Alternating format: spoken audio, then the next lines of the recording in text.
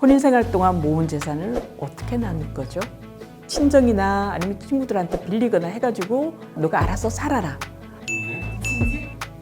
미친 집? 있네? 그 이상의 돈이 필요한 신비한 세계가 열려요.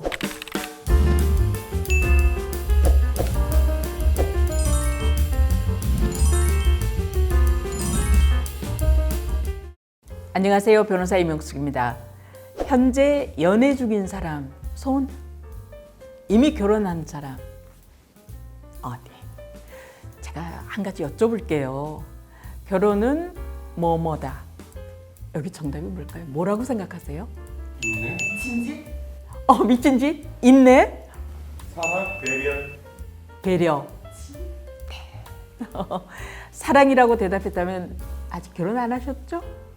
네네네. 끄떡끄떡. 배려, 미친 집? 있네? 아마도 기혼자일 것 같습니다. 맞나요? 결혼하신 분들이시죠? 네.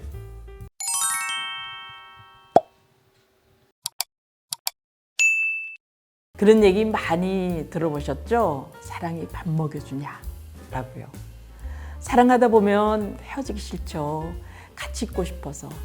또 만나서 데이트하면서 쓰는 식사비나 커피값이 아까워서 우리 돈도 아낄 겸 헤어지지도 않는 결혼해서 같이 살자 라고 하면서 동거나 결혼을 시작하게 되죠. 결혼만 하면 데이트 비용도 아끼고 영원히 행복하게 살았습니다 라는 동화 결말을 기대합니다만 이거야말로 착각 중에 착각인 거죠. 결혼 후의 생활은 연애와 비교할 수 없을 정도로 훨씬 더 큰 비용이 지출됩니다. 이 결혼하자마자 얼마 지나지 않아서 바로 알게 되죠. 왜요? 한 명이 두 명으로 늘었을 뿐인데 생활하는 것은 같잖아요. 그럴 것 같죠. 근데 생활하다 보면 그 이상의 돈이 필요한 신비한 세계가 열려요. 혼자 살 땐 내가 필요한 것을 조금만 사면 되죠.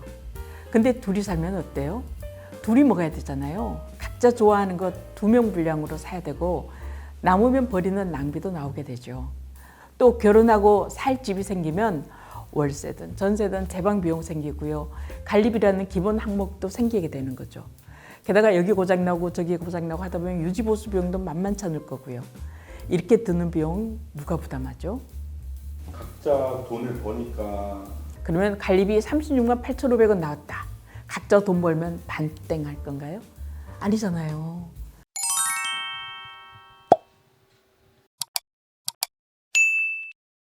요즘 부부가 생활비 각출해서 모으는 공동 생활비 통장 쓰는 가정이 늘고 있다고 합니다.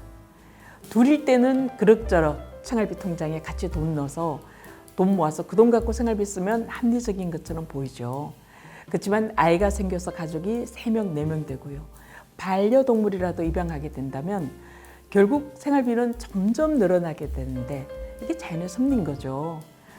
그래서 육아, 교육, 자녀 결혼 등을 대비해서 부부는 저축하고 적금 들고 보험 들고 이렇게 하게 되는데요.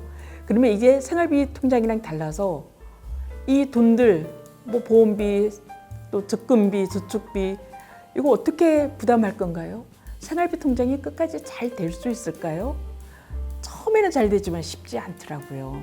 부부 수입이 비슷하거나 같다면 문제가 없겠죠. 하지만 아내나 남편이 같이 살다가 한 사람이 실직하거나 또 수입이 없어지면 누가 부담하죠? 게다가 여자는 임신, 출산, 육아하면서 소득이 없게 되기도 하죠. 직장이 쉬게 되면. 그때 공동통장 똑같이 돈 넣을 수 있나요? 남편이 혼자 넣나요? 아내가 다시 일을 하면 제자리를 찾지 않을까요? 그럴 수 있긴 하죠. 근데 그 기간 동안 어떡할 거예요? 그리고 둘 중 한 사람이 아주 고소득자거나 저소득자면 어떡하죠? 예를 들어 남편은 한 달에 1-2천만 원 버는데 아내는 한 200만 원 정도 번다. 그러면 생활비 통장에 어떻게 넣어야 되는 거죠? 그에 대한 불만이 나올 수 있지 않을까요?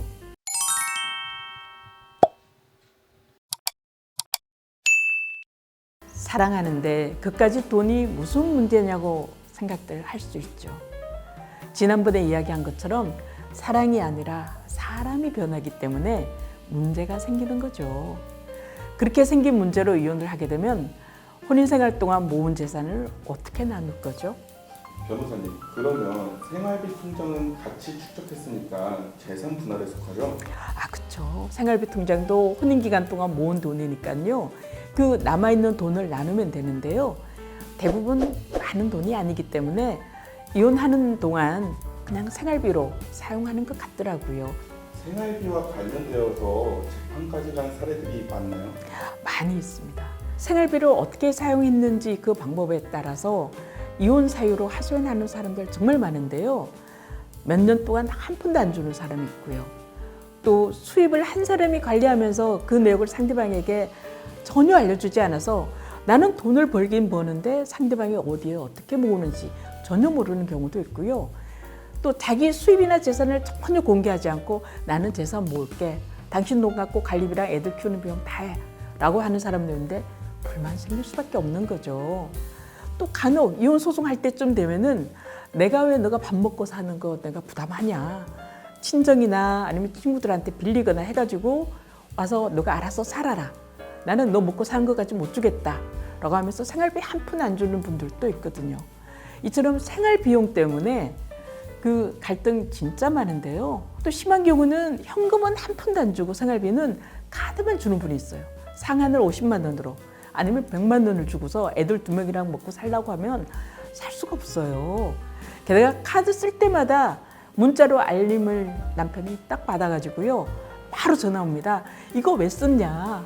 라고 꼬치꼬치 캐묻고 난리치고 그러면 정말 자존심 상하고 그래서 나중엔 아예 그 준 생활비도 안 쓴다는 아내들 많거든요. 이런 말도 안 되는 경우로 고통받고 있는 경우들 진짜 많습니다. 이렇게 생활비 때문에 많이 스트레스 받고 힘들어 하신다면 주변에 도움을 구하거나 전문가 조언을 받아보셔야 합니다. 언제? Now? 누구와? 리 변호사가 있는 나우에서 만나요.